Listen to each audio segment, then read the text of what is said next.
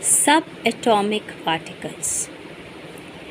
Now, in the 18th century, it means at the time of John Dalton, the scientist thought that atom is indivisible. But during the late 19th century, we came to know that atom can be divided. Atoms are divisible. They can be further divided into small particles that are called subatomic particles. Now, how it came to know that atoms are divisible? Actually, the atoms can be converted into either positive ions or negative ions. This shows that there are some particles in the atom that may carry either positive charge or negative charge on them. Due to this reason only, atoms can be converted into positively or negatively charged ions. Now let us see the subatomic particles, that are electrons, protons and neutrons. Let us first see the discovery of electrons, how electrons were discovered.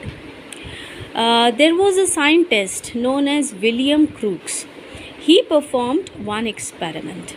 In his experiment, he took one discharge tube. You can see this is a glass discharge tube.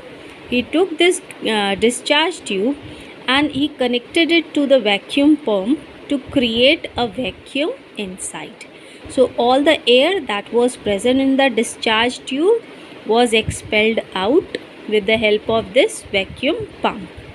Now two electrodes are placed here in this discharge tube, one positive and one negative electrode.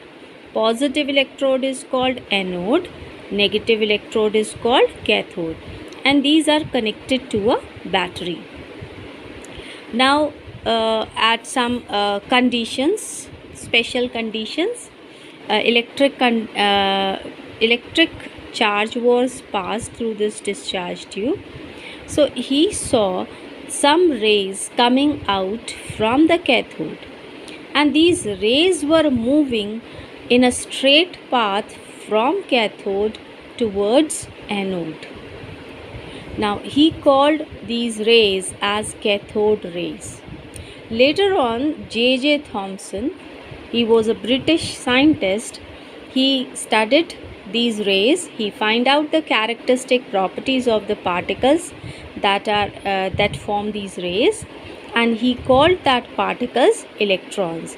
He said that these particles are having negative charge on them, and these particles move towards the positive electrode.